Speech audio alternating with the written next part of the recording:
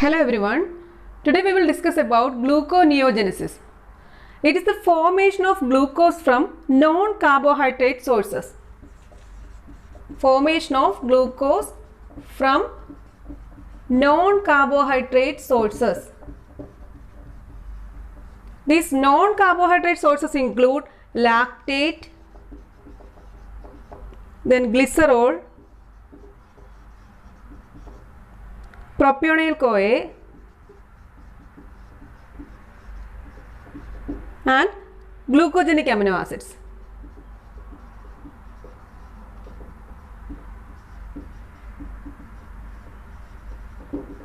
These are the non-carbohydrate sources.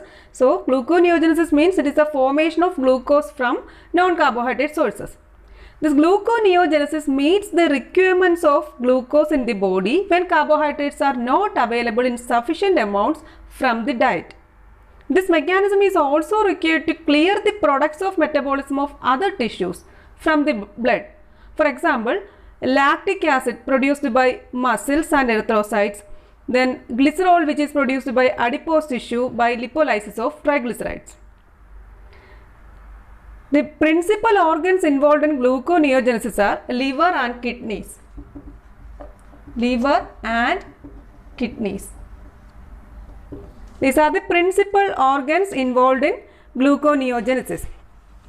So, coming to metabolic pathways involved in gluconeogenesis involves glycolysis, TCA cycle and some other reactions.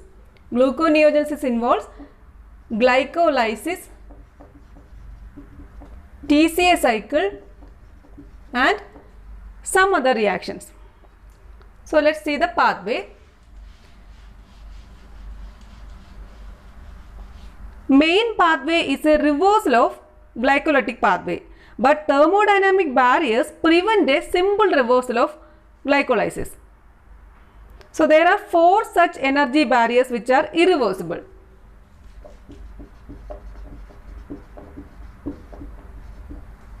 Four such energy barriers which are irreversible. First one is between pyruvate and phosphoenol pyruvate. Between pyruvate and phosphoenol pyruvate. Second one is between fructose 1,6 biphosphate and fructose 6-phosphate. Between fructose 1,6 biphosphate or bisphosphate and fructose 6-phosphate. Third one is between glucose 6-phosphate and glucose. Between glucose 6-phosphate and glucose. And the fourth one is between glucose 1-phosphate and glycogen. Glucose 1-phosphate and glycogen. So, main pathway is a reversal of glycolytic pathway, but the thermodynamic barriers prevent a simple reversal of glycolysis. There are 4 such energy barriers which are irreversible. First one is between pyruvate and phosphoenol pyruvate. Next one is between fructose 1,6 biphosphate and fructose 6-phosphate. Then between glucose 6-phosphate and glucose. And the last one is between glucose 1-phosphate and glycogen. So, let us see between the pyruvate and conversion of between the pyruvate and phosphoenol pyruvate.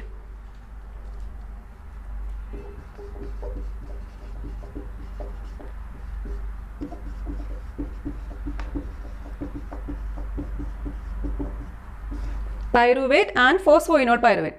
This conversion of pyruvic acid to phosphoenol pyruvate is by 2 enzymes. Conversion of pyruvate to phosphoenol pyruvate. This is by 2 enzymes. First one is pyruvate carboxylase. Pyruvate carboxylase. It is a mitochondrial enzyme. So, mitochondrial enzyme. Next one is phosphoenol pyruvate carboxykinase. Phosphoenol pyruvate carboxykinase. This enzyme is present mainly in cytosol, but small amounts in mitochondria. Small amounts in mitochondria. So this conversion of pyruvic acid to phosphoenol pyruvate is by two enzymes, pyruvate carboxylase, that is purely mitochondrial enzyme, phosphoenol pyruvate carboxykinase, that is mainly present in cytosol, and small amounts in mitochondria. So coming to the reactions, first step is pyruvate is converted to oxaloacetate or oxaloacetic acid by the enzyme pyruvate carboxylase. Pyruvate carboxylase. Here one molecule of ATP, ADP plus Pi.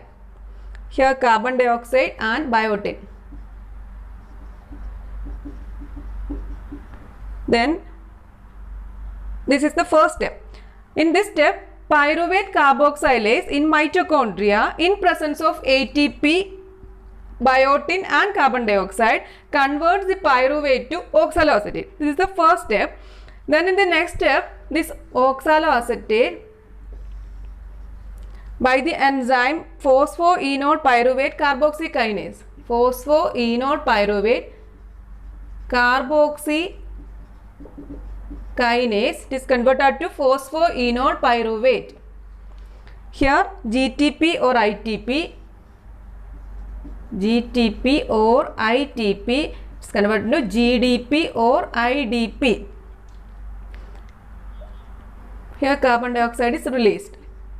So in the next step, this enzyme phosphoenol pyruvate carboxykinase that enzyme is mainly present in cytosol. It catalyzes the conversion of oxaloacetate to phosphoenol pyruvate. Here high energy phosphate in the form of GTP or ITP is required in this reaction. Here one molecule of carbon dioxide is liberated. So we got this phosphoenol pyruvate. Once the phosphoenol pyruvate is formed, it can go into reverse glycolytic pathway. Here oxaloacetate is formed inside the mitochondria. This oxaloacetate is formed inside the mitochondria. But the other reaction occurs in the cytosol. Because this pyruvate carboxylase is present in mitochondria, and this phosphoenol pyruvate carboxykinase, that is the main enzyme in cytosol. So here the oxaloacetate is formed in mitochondria, and the other reaction for the formation of phosphoenol pyruvate that takes place in cytosol.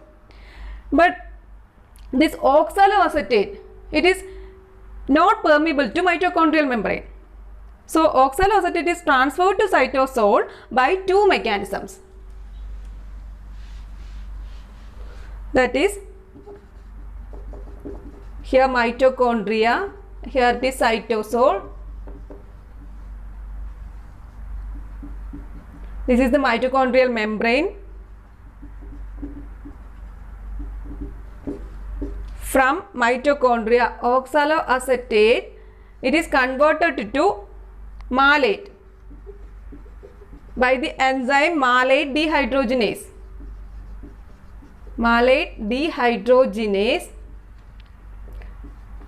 Here NADH plus H plus NADP plus NAD plus NADH plus H plus NAD plus. Then this malate enters into the cytosol, and there it is converted to oxaloacetate by the same enzyme, malate dehydrogenase. Here NAD plus NADH plus H plus. So this oxaloacetate is formed in the mitochondria.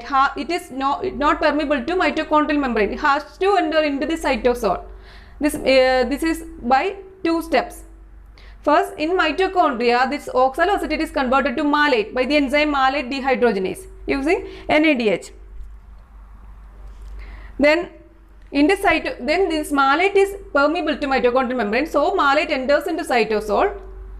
Then in cytosol, malate is converted back to oxaloacetate by the same enzyme. Then this is the main reaction. In secondly, this oxaloacetate can combine with acetyl-CoA. Oxaloacetate can combine with the acetyl-CoA and it forms citrate. Oxaloacetate can combine with acetyl-CoA to form citrate. This citrate is permeable to this mitochondrial membrane. Then citrate is cleaved by citrate cleavage enzyme. Citrate cleavage enzyme in the cytosol, and it reforms this oxaloacetate. So oxaloacetate can combine with acetyl-CoA to form citrate. This citrate is permeable to mitochondrial membrane. So in the cytosol, citrate is cleaved by citrate cleavage enzyme and it reforms the oxaloacetate. That is the reaction between pyruvate and phosphoenol pyruvate. So next one is conversion of fructose 1,6 biphosphate to fructose 6-phosphate. So between fructose 1,6 biphosphate to fructose 6-phosphate. So the conversion of fructose 1,6 bisphosphate to fructose 6-phosphate. That is fructose 1,6 biphosphate. It is converted to fructose 6-phosphate by the enzyme fructose 1,6 bisphosphatase or biphosphatase. Fructose 1,6 biphosphatase. It is converted to fructose 6-phosphate. Here one molecule of H2O, here one molecule of Pi is released. So this fructose 1,6 biphosphatase, it is a key enzyme in gluconeogenic pathway. This enzyme is a key enzyme in gluconeogenic pathway, fructose 1,6 biphosphatase.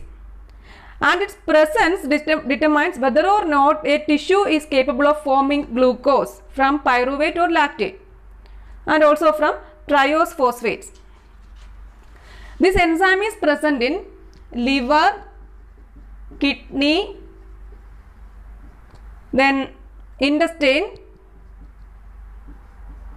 liver, kidney, intestine, and also in striated muscles.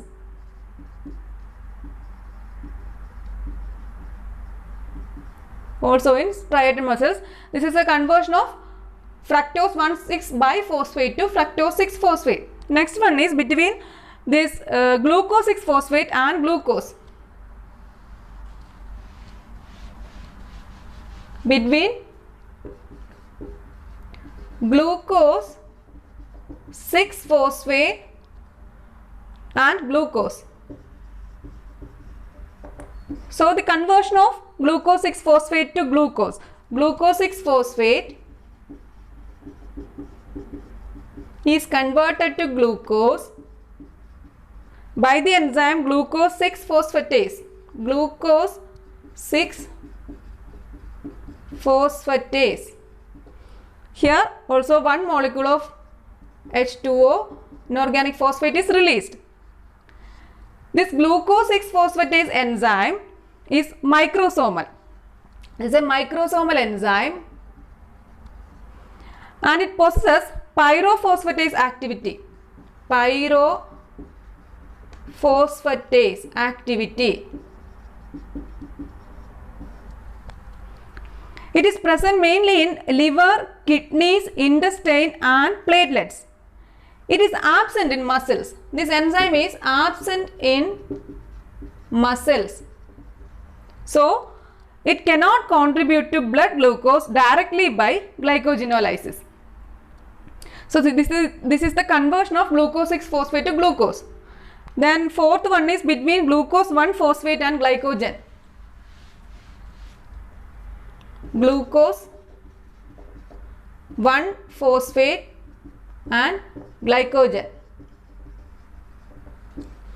So the breakdown of glycogen, breakdown of glycogen to glucose 1-phosphate is by the enzyme phosphorylase. By the enzyme phosphorylase. The synthesis of glycogen involves activity of the enzyme glycogen synthase. Synthesis of glycogen involves activity of the enzyme glycogen synthase. So after transamination or deamination, the glucogenic amino acids from either pyruvate or intermediates of TCA cycle. So after transamination or deamination, this glucogenic amino acids form either pyruvate or intermediates of TCA cycle. Then lactate is also converted to pyruvate. This lactate also converted to pyruvate. Then this pyruvate enters into mitochondria before conversion to oxaloacetate, and it is ultimately converted to glucose. This is the main pathway of formation of glucose. Let's see other special pathways for gluconeogenesis. Other special pathways.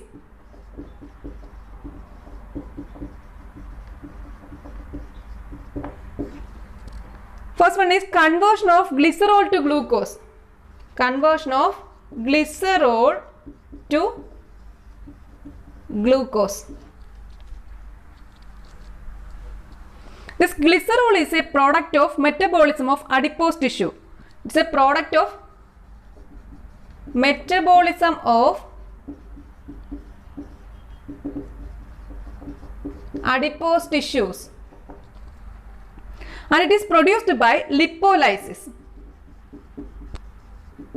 It is produced by lipolysis.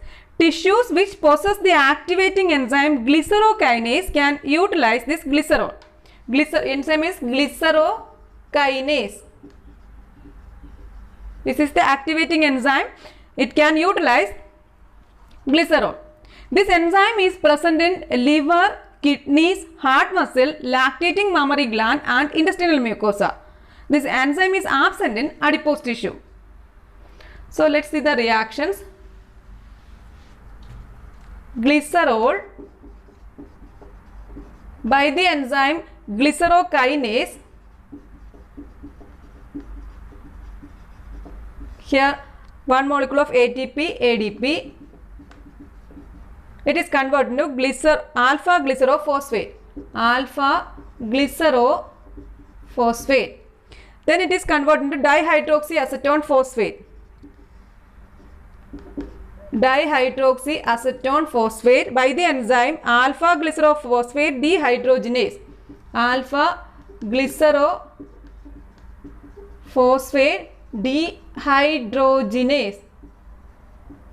As a dehydrogenase, it needs NADH. NAD plus, NADH plus, H plus. NAD plus, NADH plus, H plus. So dihydroxyacetone phosphate, it is converted into glyceraldehyde 3-phosphate. Glyceraldehyde 3-phosphate by the enzyme triose phosphate isomerase. Triose phosphate isomerase. Then this is converted into fructose 1,6-biphosphate. Fructose 1,6-biphosphate. Then it is converted to glucose. This is the conversion of glycerol to glucose. So the glycerol as such cannot enter metabolic pathway. Glycerol as such cannot enter metabolic pathway. So it has to be activated. So it is activated to alpha glycerophosphate by the enzyme glycerokinase, and it requires ATP. This principally occurs in liver and kidneys. In liver and kidneys. So glycerol has to be converted into its active form, that is alpha glycerophosphate by the enzyme glycerokinase. It needs ATP and it takes place in liver and kidney. This alpha glycerophosphate is oxidized to dihydroxyacetone phosphate in the presence of enzyme alpha glycerophosphate dehydrogenase.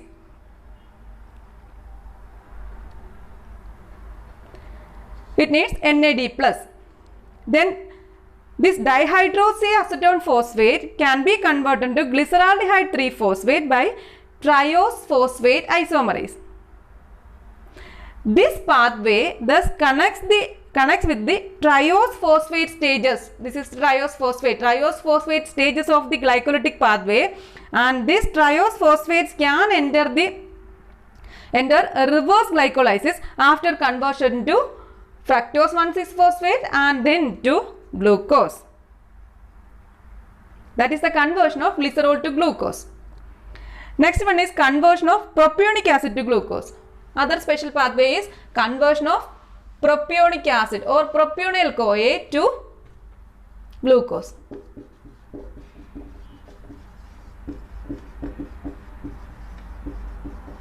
Propionyl CoA to glucose. This propionic acid is a major source in ruminants, and this propionic acid enters the main gluconeogenic pathway through TCA cycle after conversion to succinyl CoA. This propionate is first activated with ATP and CoA-SH. Propionate or propionic acid is first activated with this ATP and CoA-SH by the enzyme thiokinase or acyl CoA synthase or thiokinase, and it forms propionyl CoA. That is the active form. So propionate is first activated with ATP and CoA-SH with the enzyme acyl CoA synthase or thiokinase, and it is converted to propionyl CoA. In humans, this propionic acid is not formed, but propionyl CoA is formed as a metabolic product. So let's see the chief sources of propionyl CoA in humans.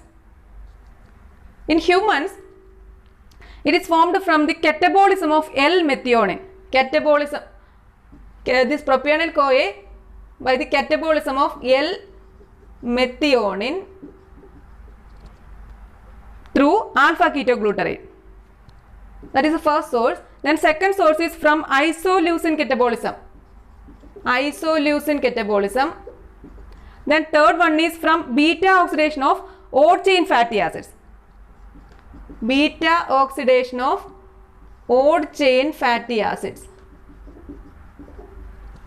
Then formed in biosynthesis of bile acids.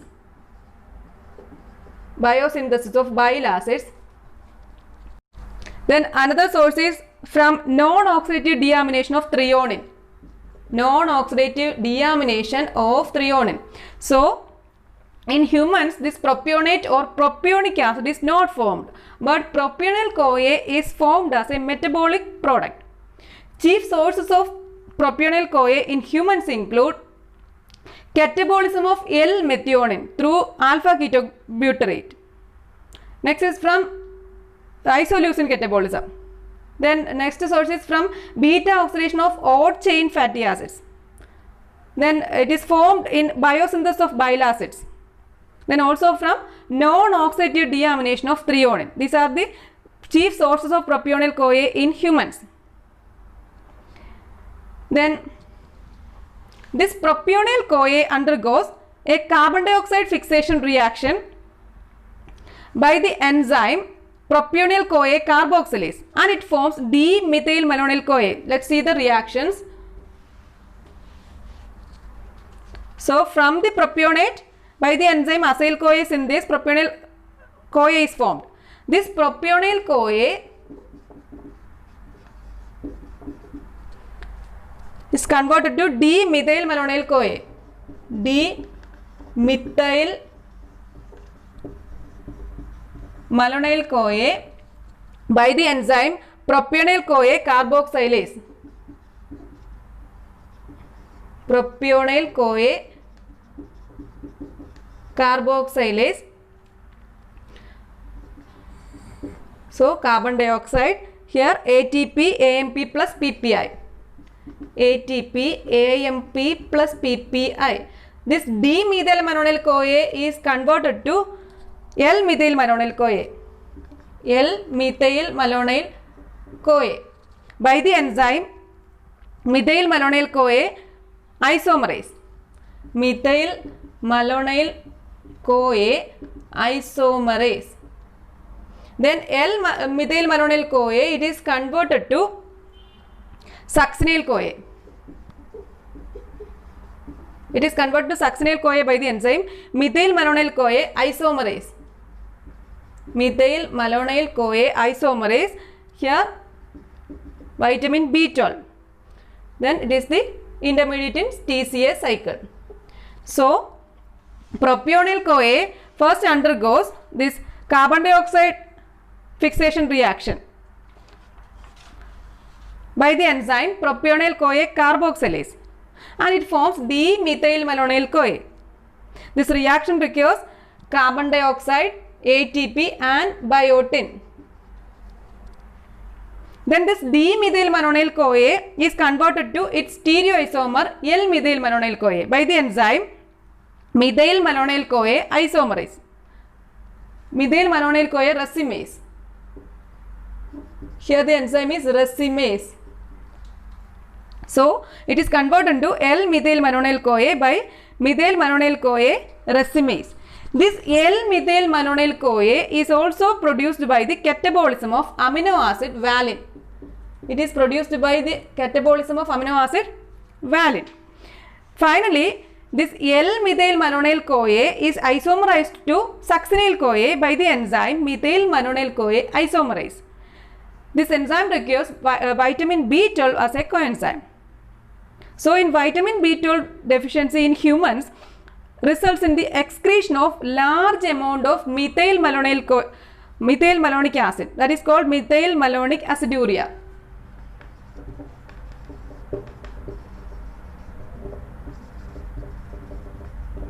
So in vitamin B12 deficiency in humans, it results in the excretion of large amounts of methyl malonic acid, that is called methyl malonic aciduria. This main fate of propionyl-CoA, is its conversion to succinyl-CoA through this reaction. This succinyl-CoA is an intermediate in TCA cycle. This propionyl-CoA is also used as primary molecule for the synthesis of odd chain fatty acid, that is C15 to C17, for the synthesis of odd chain fatty acids in adipose tissue and in mammary glands. This propionyl-CoA is used as primary molecule for the synthesis of odd chain fatty acid, that is C15 to C17 in adipose tissue and in mammary glands. That is the conversion of propionyl-CoA to glucose. Then let's see the regulation of gluconeogenesis. Coming to regulation, hormones in gluconeogenesis are, first one is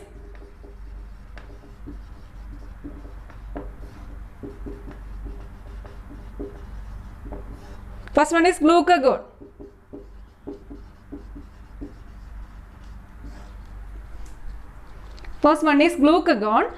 This glucagon increases gluconeogenesis from lactic acid and amino acids. It increases gluconeogenesis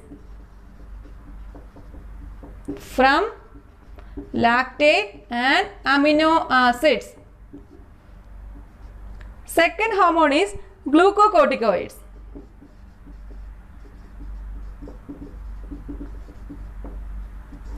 These glucocorticoids stimulate gluconeogenesis by increasing protein catabolism in the peripheral tissues. It stimulates gluconeogenesis by increasing protein catabolism in the peripheral tissues, and thus increasing hepatic uptake of amino acids. And it increases hepatic uptake of amino acids and increases the activity of transaminases and other enzymes in gluconeogenesis. Increase the activity of transaminases and other enzymes in gluconeogenesis. So the action of glucocorticoids are They stimulate gluconeogenesis by increasing protein catabolism in the peripheral tissues, then increasing hepatic uptake of these amino acids, and increases the activity of transaminases and other enzymes in gluconeogenesis. That is the action of glucocorticoids. So let's see the examples of glucogenic amino acids. Glucogenic amino acids. Then first one is pyruvate forming amino acids. Pyruvate forming amino acids. Pyruvate forming amino acids are glycine, alanine, serine, cysteine, then cysteine and threonine. These are the pyruvate forming amino acids. Coming to oxaloacetate forming amino acid, they include aspartic acid. Aspartic acid. Then alpha ketoglutarate forming amino acid. Alpha ketoglutarate forming amino acids are glutamate, glutamine, then proline, arginine, then histidine and lysine. Histidine and lysine. These are the glucogenic amino acids. Pyruvate forming amino acids are glycine, alanine, serine, cysteine, cysteine and threonine. Oxaloacetate forming amino acid is aspartic acid. Alpha ketoglutarate forming amino acids are glutamate, glutamine, proline, arginine, histidine and lysine. These are the hormonal regulation. Then coming to enzymes, the key enzymes which regulate gluconeogenesis are pyruvate carboxylase. Second one is phosphoenol pyruvate carboxy kinase. Phosphoenol pyruvate carboxy kinase. Next one is fructose 1,6 bisphosphatase. Fructose 1,6 bisphosphatase or biphosphatase. And the fourth one is glucose 6 phosphatase. Glucose 6 phosphatase. These are the key enzymes which regulate gluconeogenesis. Pyruvate carboxylase, then phosphoenol pyruvate carboxy kinase, fructose 1,6 bisphosphatase and glucose 6 phosphatase. They are coming to regulation, high carbohydrate diet.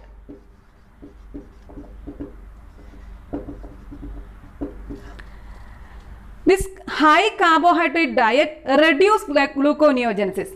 This reduce gluconeogenesis by increasing insulin glucagon ratio. It increases insulin glucagon ratio. Increasing the insulin glucagon ratio and thereby reducing the activity of the key enzymes, 4 key enzymes. So, high carbohydrate diet decreases or reduces the gluconeogenesis by increasing the insulin glucagon ratio and thereby reducing the activity of all 4 key enzymes in gluconeogenesis. Second one is glucose 6 phosphatase.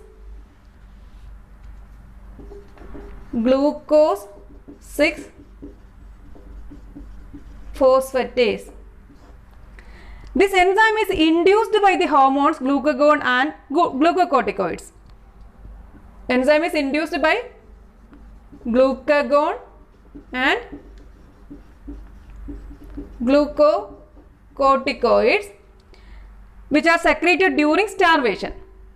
Thus, they enhances gluconeogenesis.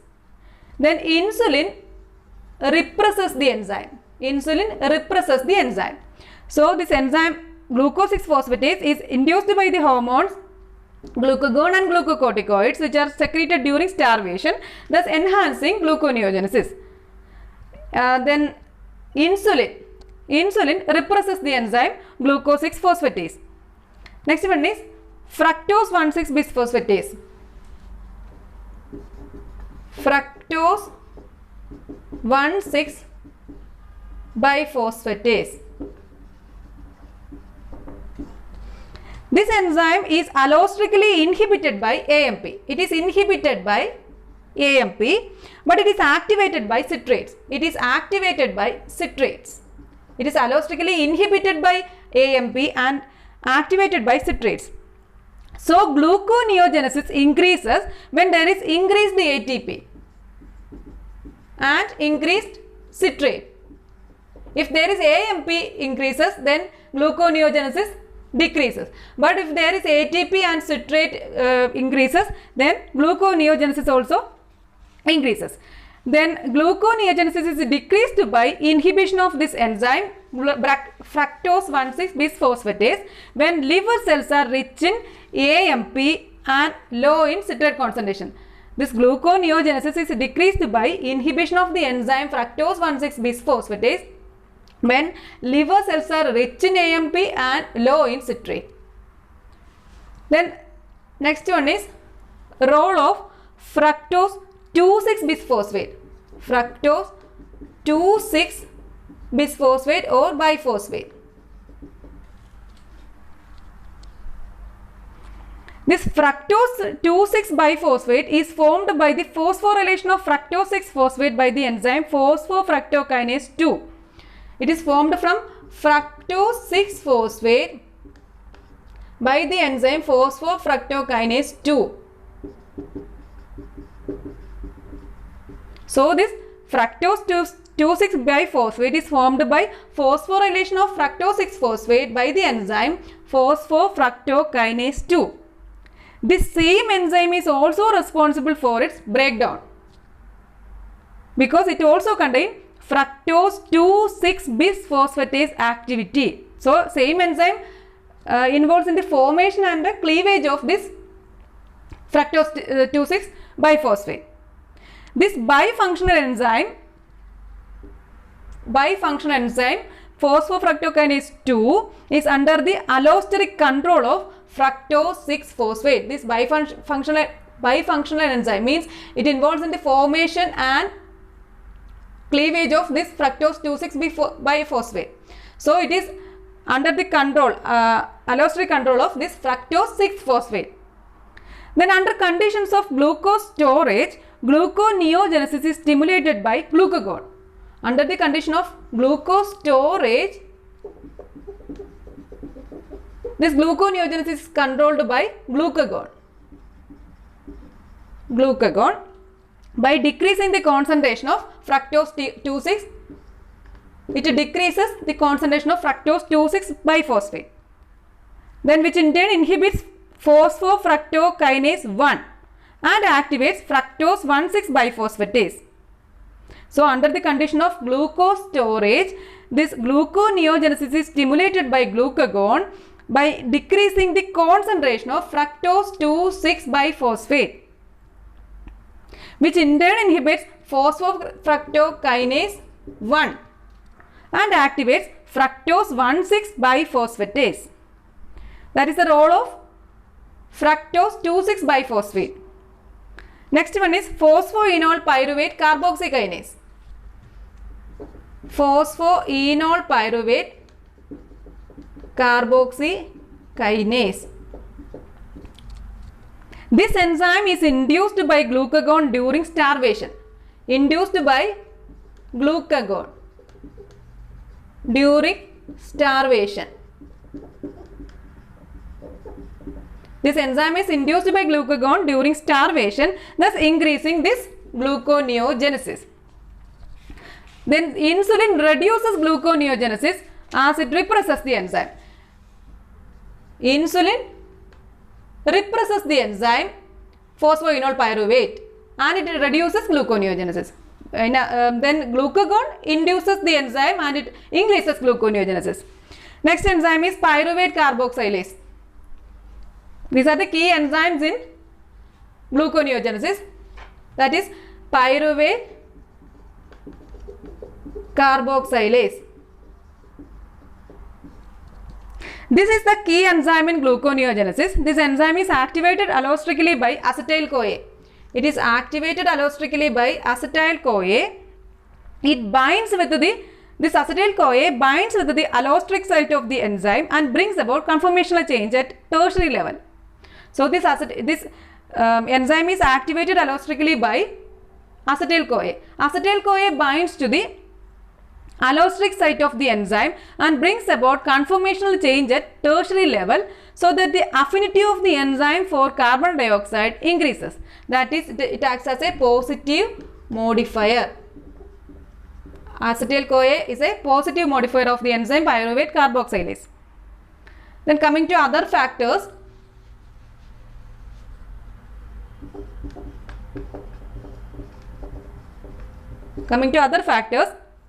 fatty acid oxidation. Fatty acid oxidation promotes gluconeogenesis. This fatty acid oxidation provides acetyl-CoA. It provides acetyl-CoA. Acetyl-CoA is a positive modifier of the enzyme pyruvate carboxylase. So it induces gluconeogenesis.